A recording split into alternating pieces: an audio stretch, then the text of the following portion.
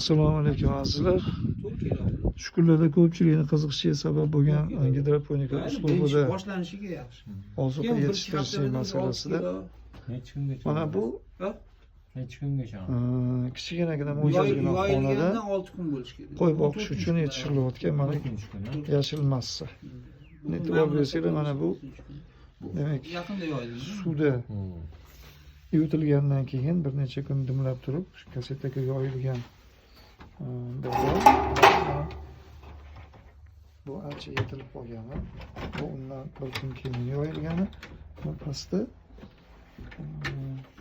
kecha yoyib ustiga yoqib qo'yilgan, bugun kechqurun yana yoyiladi. Shunaqa qilib taxminan 6 kunda butun sikl ishga tushadi.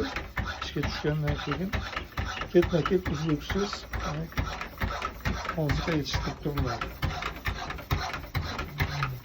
Suv sepadigan anaqasini, suv sepiladigan uskuna bilan suv sepiladi.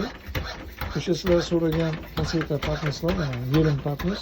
Shu patnislarni Xorazmda ishlab chiqarishadi. Mabodo zarurat bo'ladigan bo'lsa, buyurtma berishinglar mumkin. Shunaqa suv sepiladi.